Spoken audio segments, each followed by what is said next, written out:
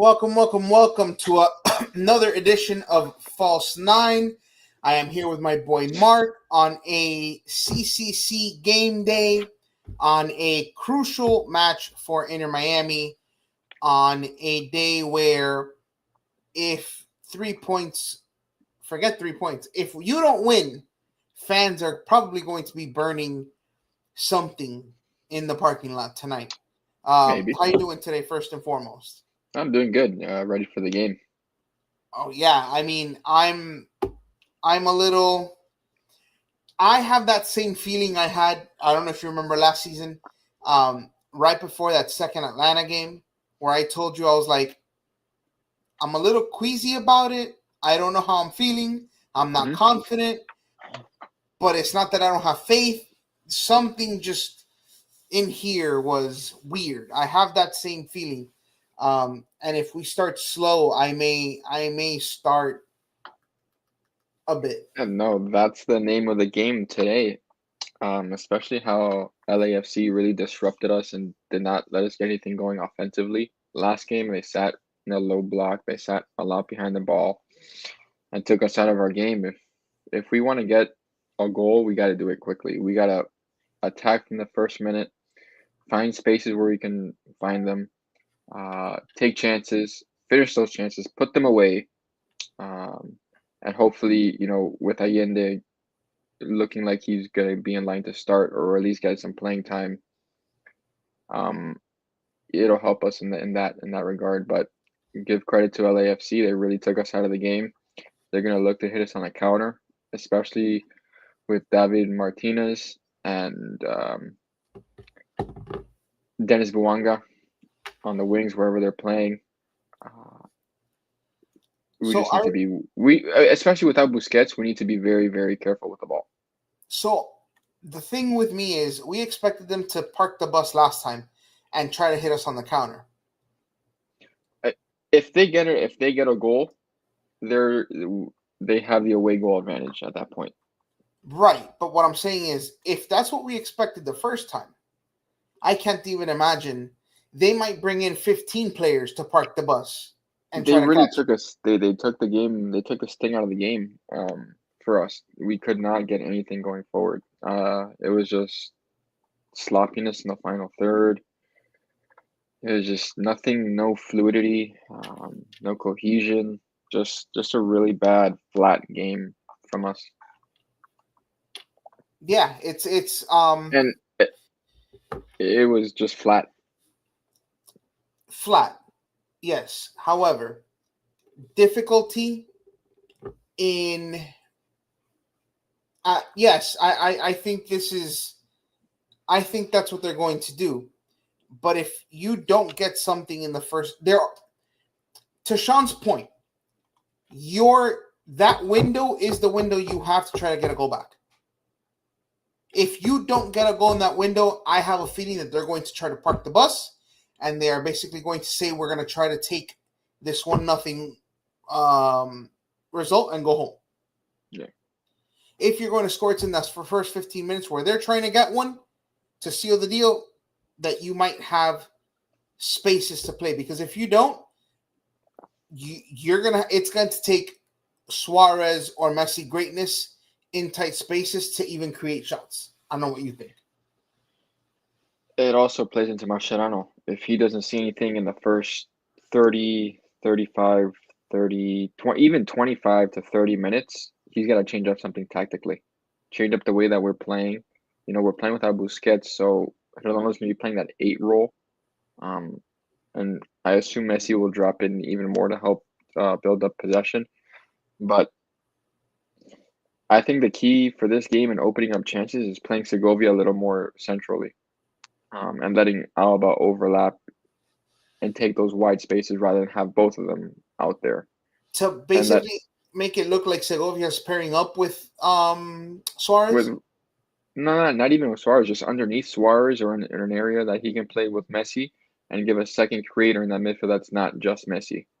So you mentioned that Messi was going to drop in. You thought a little bit deeper.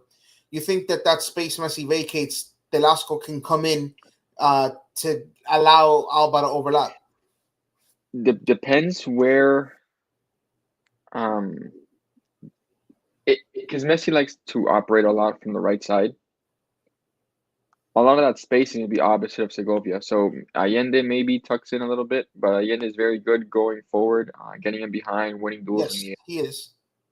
If he starts, I haven't seen the lineup yet, if it's out. But if he does start, he'll add that dynamic to us. And, Fafa does a good job with that too, though. he Not as does. good as Allende, but But I want to see. I mean, Allende's been a more prolific scorer than Fafa this year, and he started off well. So that's where I want to see Allende get in there. okay. You said tactically a change is to be made if there's nothing working, if there's no smoke in the first 30 minutes. At what point do you think Mascherano has to basically dip into the bag and do something crazy in terms of subs? I'll say 10 minutes before halftime, or 10 minutes before halftime going into the break. We'll start thinking of what he's gonna do for that second half. That's where it starts. Okay, but when do you think personnel changes start to happen? 55. Early. If because if you're stuck in the mud and you can't, and there's no way out, you got to change quick. You cannot keep going with what's out there. You need some sort of change, whether it's bringing on Taylor or Fafa or Allende, whoever doesn't start. Does Obando come on to give an aerial presence? Something's got to change. Taylor was what was on my mind in terms of being someone who can maybe tilt the scales a little bit, just because he usually comes in with fresh ideas, fresh movement. It's a little bit of a different look from what you're used to in the personnel we have at the moment. It's all hands on deck, really. Whoever's thrown out there is asked to provide and to contribute right away in a game of this magnitude. But it's all going to come down to leaving food on the table, and I say that with finishing our chances. What do you think of Sean's comment here, where he says about the double pivot and about Bright possibly even moving, playing solo back there? It's that back line and Bright sitting in front of them. You can't move those five guys have to be clinical in transition, in when to pick up the ball, or if Bright takes forward, when to step, when to mark runs. It's that 5-man backline, I'll call it. So we got a comment from Instagram. Someone said that Kremaski might be the X factor tonight. Thoughts on that? Kremaski played centrally, can be an X factor. Kremaski out wide is not an X factor. Okay. Thank you for the heads up, Sean. Let me see if I can find that lineup really quick. See if I can get it. Interesting. Gotta love on the fly here. Here we go. I got it. So it is Ustari in net, Cello, Maxi, Noah Allen, Jordi Alba, Brighton Redondo, as Sean mentioned in the double pivot, Allende, Segovia, and Messi in the 3, and then Suarez up front. Yeah, nobody over 5'10". Yes, I do not like that Cello in there, to be honest. See, in a game like today, with us having to go forward to try to force, is this a game where you need Lujan to just stay back? Lujan's not athletic enough. He is not athletic enough to stay with Dennis Buanga. So Frey? The only reason I don't know why they're not putting Frey. The only reason I thought about Lujan was because Lujan has that natural tendency to kind of stay back and be that. He does, but Dennis Buanga just went at him last game, and he came off of a full 90 against Toronto, where he didn't have the best game. So Weigand Chelo does a better job going forward. I think Mascherano is basically saying, listen, Falcon, Allen, and Bright, you're the defense. Everybody, Chelo, Alba. But for that, Frey is better going forward than Cello, so I just don't know. He will. It's asking a lot to man Mark Buanga. Not saying Bright can't do it, but it's going to leave a lot of eyes on everybody else. Yeah, it's making sure that we occupy spaces when players vacate them, and making sure that LAFC don't get anything going in transition or don't get those wheels turning going forward. Do you think this is a game where Messi tries to force the issue and Suarez is a little bit more, empties the bag a little bit more in terms of maybe not trying to play within the system so much, basically taking the bull by the horns and saying, all right, this is kind of do or die? This may be the way we saw Messi play against Atlanta. Kind of, he was pressing, he was coming back, tracking back on defense. This may be that type of Messi we get. If we get that Messi, I like our chances. No matter, I mean, regardless of whatever Messi we got, I still like our chances. We're at home, an electric atmosphere. We just need to come out with fire, intensity, match whatever they're going to bring out, and make them pay if they make a mistake, and take our chances. But I say take our chances very loosely, because when we do, we don't convert them. We didn't convert them against Toronto. So then what's the key? Putting the ball in the back of the net.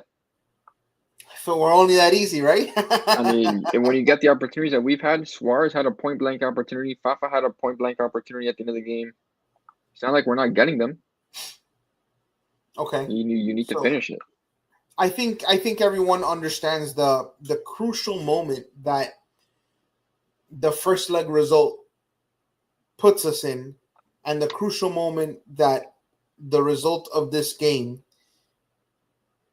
places this franchise already almost like backs against the wall in this season. Because I think you said earlier that a good result in this tournament eases the tensions a bit moving forward. Yes, Fafa had one, and Suarez had a couple. Suarez, I think, had 3 or 4 chances that he just couldn't convert. But yeah, what do you think this does to the franchise for the rest of the season? Getting by to the next round in a tournament that, if they get by into the semis, they have a real shot at winning. Just boost their confidence even more, and they know they can't be beat. We know we've dropped points against Toronto. Should have won that game. New York City, I felt we should have won that game. But that's about it. You've been the best side. You don't have a loss in the MLS. You carry that momentum going forward from this tournament into the MLS play, and you build off that. And then you start rotating guys even more and getting guys playing time. So now when you get to the thick of things, you have certain guys that can play, who can play, who's at their strength, who's at their weakness. It's a barometer, I want to say, for this team. Is Redondo on a short leash tonight? Who are you going to put him in? Who's you going to take him out for? You put Segovia next to Bright, and then you bring in another wing or someone else, an Obando, maybe. I don't know. At the end of the day, Mark is the guru here. I ask the questions. You got to know. I don't think he's. No, you got to let him go this game. If he's struggling, then yes. So it's if he's so he is on a short leash. If he starts struggling, you got to yank him. If you really see that he's not going, you pull him. I'm gonna say he's on a short leash. If he's not providing anything in that midfield by halftime, you got to find a change. Okay. Because out of Busquets, Redondo, and Bright, he's had the poorer performances out of those 3. Clearly, Bright and Busquets are your 2 stalwarts who have performed every minute that they've been in the game. Mm-hmm. before we move on to Chicago, remember, guys, today's an abbreviated show. We are trying to get you out of here to go watch the game at 8 o'clock on Fox Sports 1 and Univision. Is it Univision? I think it's just Fox. It's Fox Sports 1 and something else. I can't remember what. TUDN? Oh, Something yeah, like okay, that. so Univision, yeah. What about this idea? I'm not opposed to it at all. I Given that think we it don't provides a have little balance. it does. Bright can get forward, gives you a little height. It's all does Mascherano want to tinker with this idea? Is what it's going to come down to. I don't think he will, because I think he's very stern in what he wants to do and how he wants to build this team and the way we play. If Frey comes in, I think it'll be for Cello. So it'll be like that. Says Frey is more like Busi than Redondo. Although he used a slightly different term than Redondo. We'll see how he plays. That's one guy I'm keeping an eye on. Just because I do, it doesn't mean he's gonna have a bad game or have a good game. But I just always like to see how he plays, because he's always in between, going forward, going backwards. And in this game, we need to go forward. Like, you can't be hesitant of what you want to do. Okay, here's something. Before we get into the Chicago Fire preview, just kind of, before moving on from the CCC game, Columbus made a big trade today, picking up a big piece from the Union. Are you aware of it? Number one. Yeah, And number Daniel two, what are your Gazdag. thoughts? Columbus got stronger, Philly got worse. Reason for moving him? A money issue? I couldn't tell you. I don't know why they would move him to a team in the conference. Is Columbus a better team than Inter Miami right now? And if not, does this close the gap? If they are, does this widen the gap? I don't think they're better. You don't think they're better? I don't think they're better because they lost Cucho, who's an MVP type player, Golden Boot type of player. You don't replace that right away. Yes, they added Daniel Gazdag, a sure 10, a playmaker, to assist Rossi. They'll be a very good team. They'll be a top 3 team in the East. I just think we still beat them. How big of a gap do you think there is in comparison to what there was before with this move?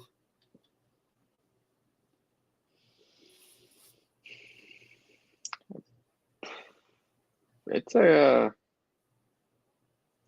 I'm not gonna say it's a decent sized gap, but it's a lot small. I want to say it might be smaller than people want to say. Okay. You think it's a kind of a razor's edge gap? It might be. Yeah. Okay. But we can worry about that Columbus team when we see them. Okay. The mentality of this team going into tonight has to be to defend. You have CONCACAF home soil today. Guard and defend it. You need a result. You need a win. Find those 2 goals, 3 goals, whatever it is, and get out of here. Okay. So the second game before we come back Wednesday is against the Chicago Fire. And we get to see our favorite coach of all time, Mr. Berhalter. They're 3-2-2. Just give us a quick preview of what we can expect from the Fire. They're a very good road team. 3-0 away from 3-0-2 away from home, or 3-2-0 away from home, 0-2 at home. They haven't won at home. They've drawn 2, won 3 away. Very good road team. They were on the back end. Are we talking about the U.S. men's national team? Oh, wait, yes, possibly, maybe. They were on a 3-game win streak before drawing 1 and losing 1. They just coming off a 2-1 loss to New York Red Bulls. They're going to play through Jonathan Bamba and Brian Gutierrez. Jonathan Bamba played in Lille in the French league, winger. 4 assists on the year. And then they're going to play into Hugo Kuipers, their center forward or striker. Very good in the air. Has 5 goals. tied for third. Since Chicago have 14 on the season, I believe, or 15 goals on the season in total. Tied for second in the MLS. So they're a very good offensive team right now. Brian Gutierrez will operate in the middle. Which Chris is in Brady in the contrast to what Berhalter did with his previous job. yeah, I know it's kind of crazy there, huh? Right? Yeah. They have Kellen Acosta on the team as well. Chris Brady's their goalkeeper.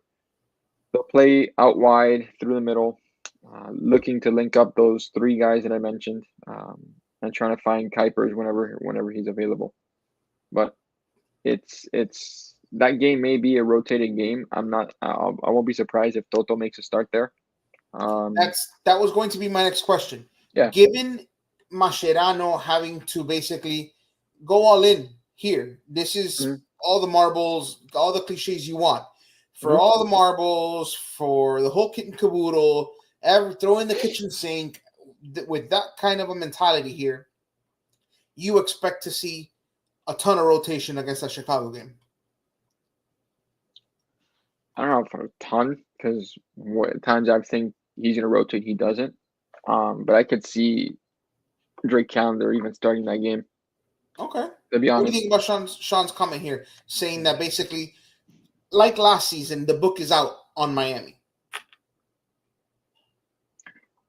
so yeah, teams find these play styles, and they're hunkering down. Last year was overloading the midfield with numbers that we couldn't Right. handle, and playing through the middle. This year, we've seen a directness through to sit back in a low block, um, make us take our chances. If we don't capitalize, we don't capitalize, and then at times they do hit us in the transition, and there are times that we are just lost. For example, it wasn't a transition play, but Toronto FC off a turnover from Busquets, Bernadeschi Yes. gets on the right. Alba gets the wrong side of Bernadeschi. He turns them up two defenders, and he pokes it home. In Bernard, to give Bernardeschi credit, it was one hell of. I mean, Jesus Christ, the play. To not lose the ball there. But again, three guys around us, and we give up that. Three guys around the ball, and that's what happens. And Nobody nobody can. tackle in. It's almost like the incident where Noah Allen and Toto Aviles came together, and NYFC got the red card, or we got the red card, and they scored off the free kick. Yeah. How didn't you Made tackle him? everybody do the hokey pokey. Absolutely. Yeah, and people want to blame Drake Callender for that. I'm not blaming Drake for that. He had a couple good saves. He played a fine game. He had a great ball to Ian Frey to spring an attack. He had a fine game. There was nothing to write home about, but he was fine. Yes, I agree. And I made the post super calendar because at times there was an aura around the goal where Toronto could have probably gone 3-4 home, and something about him just hit the post. No, yeah, it was in that first couple minutes there, and then another flurry of goals and shots. Yes. Sorry, it was at that point. I was looking like, oh, we're gonna go down 2 goals. We're gonna go down. This is not good. Then we had a goal called back. It was one of those back and forth games. A lot of attacking. We had, I believe, 23 shots, and we scored 1 goal. Yeah, very topsy-turvy in terms of just weird things happening all game.